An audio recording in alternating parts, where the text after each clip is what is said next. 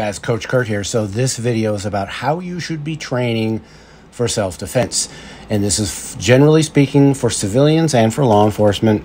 Military may even fit into this, but they got their own needs and mission goals. But you notice I didn't say anything about which martial art you should train, because I am a big believer in it's not so much the martial art, although some martial arts are better suited for self-defense than others.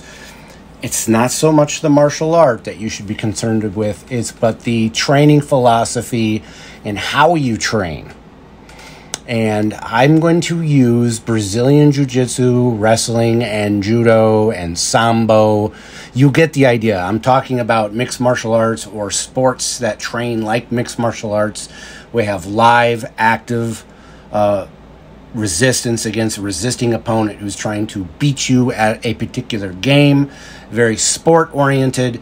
But what we can learn from that to take and put into our martial arts training, regardless if you're training a traditional martial art or not. And again, there are certain systems that lend themselves to self-defense better than others. But we're not going to so much cover that, although I may use some as an example. Using that, Aikido, for example, generally speaking, there's a lot of schools out there, and most of them train Aikido in a very passive manner without any actual resistance of any way, shape, or form. I call it, again, I've used it in past videos, the term Aikido uke syndrome, where the uke, or the person receiving the throw or the technique, is overly cooperative. And this is important when you start out drilling, but to the point where there's no resistance. They're not getting anything out of it. Even in Aikido Randori done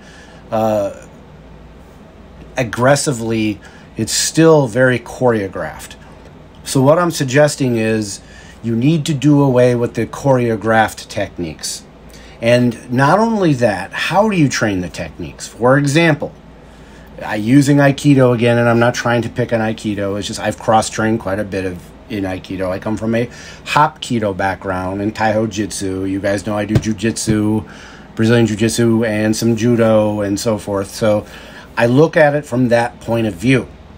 I've also had a background where I've trained Kaji Kembo and Krav Maga and how they approach things. And so you take bits and pieces from those different systems and you incorporate those training concepts into your system. And I'm going to use traditional traditional Japanese Jiu-Jitsu as an example.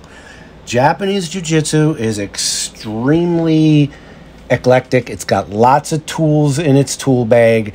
It, generally speaking, and again, depending on what system you study, and I'll just pick something out of the air. There's Budishin Jiu-Jitsu or Danzanryu Jiu-Jitsu or any system of Jiu-Jitsu.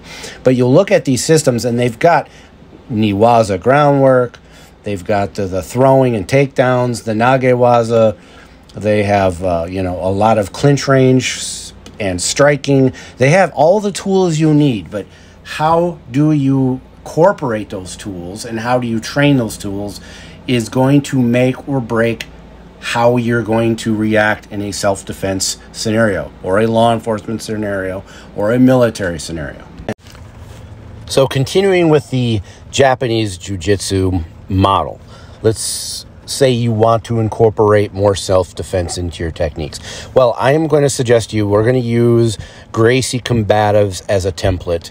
The way they do things, I'm not suggesting that you have to do ACD-Combatives or do all the same techniques they do, but Gracie's did a really good job for the Combatives program, breaking down all the different positions that were really important. Every module or slice, as they call it, starts out on the feet, because all the fights start on the feet and somehow end up on the ground according to the ACD-Combatives program. So you defend your common street fighter style attacks.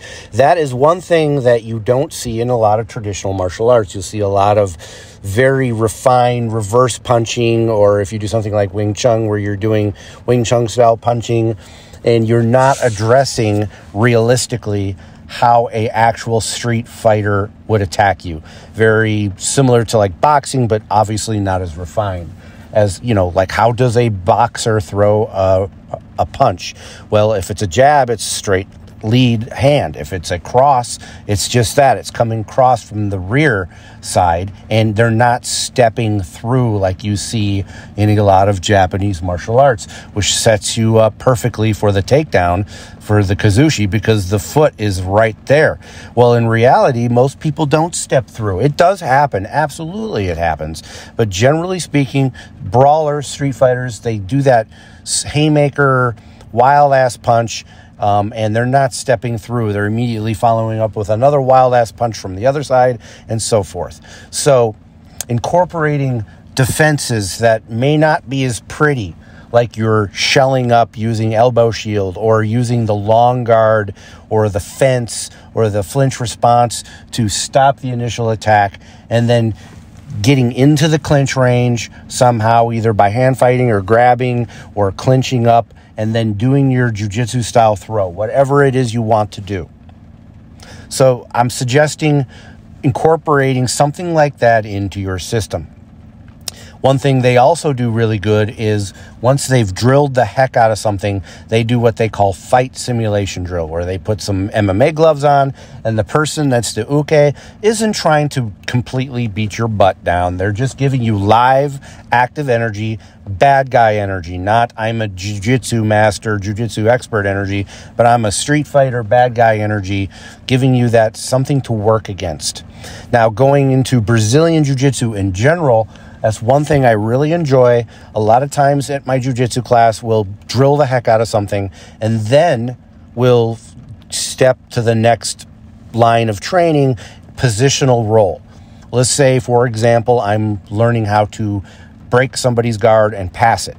Well, the person will put me in guard, and I have to fight like hell to break his guard, and he's giving me active, real jiu-jitsu resistance. You could do something like that. Now, because it's Japanese jiu-jitsu, not Brazilian jiu-jitsu, instead of passing the guard, you could practice breaking the guard and standing back up, similar to what MMA fighter striker would do. They want to put the game back into their area of expertise, so they would break the guard, pass the guard, and then stand up instead of continuing the ground game.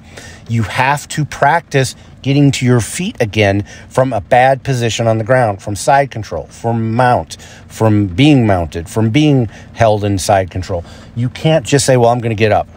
If somebody knows what they're doing, if they're a good grappler, you have to have close to equal grappling skill to break out of that position and stand back up. I'm not suggesting for a second that you have to keep it on the ground, but you need to be able to have a good level of skill to bring it back into your strike game, i.e. standing back up. So I hope you understand where I'm going with this. All right, so for your traditional martial artists, but you're more of a striker, you do karate, you do kung fu, or one of the striking systems. You'll see on the video now I'm incorporating some old school video from Shotokan and other karate styles. Guys, I'm Gen X. I started my martial arts journey in the 80s when I was a kid, growing up on Chuck Norris movies like Breaker and the Octagon and stuff like that. And it's going to sound like I'm coming across like, well, we had to walk to school uphill both ways. The world was a tougher place. And there's some truth to that. But at the same time, I do remember things being tougher. I went into tournaments when I was a kid, and we were wearing gloves. Like in the videos you're seeing, not all of them are wearing gloves. But I remember we were trying to hit each other hard. It wasn't full contact. It was point-oriented. But things have changed in the karate world. It's become watered down. Guys, karate in its purest form is 100% real and legit if it's done correctly. And that's kind of the problem with martial arts in general. A particular art becomes very popular, and because it becomes popular, everyone wants to participate, and it becomes watered down. You saw that in karate, taekwondo. I'm not suggesting that all schools are that way. There are still some real badass karate schools out there that teach you legit, full contact sparring and how to fight. But even those systems need to step up and incorporate, well, I'm not always going to be fighting another Shotokan person. I want to learn how to defend against somebody who's going to come at me with that strong, athletic, bad guy, street fighter energy.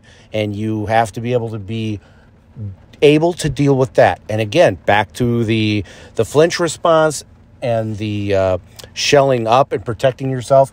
Those are great ways to defend yourself. I call them the human airbag defense. Basically, the oh shit moment. Somebody's coming at you hard, fast, and powerful. It gives you time to protect yourself and then able to get back into your mind space. Oh, yeah, I know karate. I'm going to start utilizing that now. As opposed to trying to always do that perfect reverse block or cross block or whatever they do in karate and getting punched in the face anyway. Guys, I hope you get the gist of my video. I'm not knocking any system. I think all systems, if you're talking self-defense, need work, regardless if it's a system like Krav Maga that sells themselves. I could do an entire video about all the crap that I've seen in Krav Maga. I participated in it myself for a couple of years, but I visited a lot of schools and saw a lot of BS. I'll do a video on Krav if you want me to. In its purest form, just like any other martial art, it's a phenomenal system for self-defense if done correctly, if things are drilled correctly, and so forth. All right, guys, I hope you get the point of this video. If you have any comments, concerns, send them to me in the comments and what have you. Please like, subscribe, and share. And everybody take care and stay safe. Let's roll. Hey, let's be careful.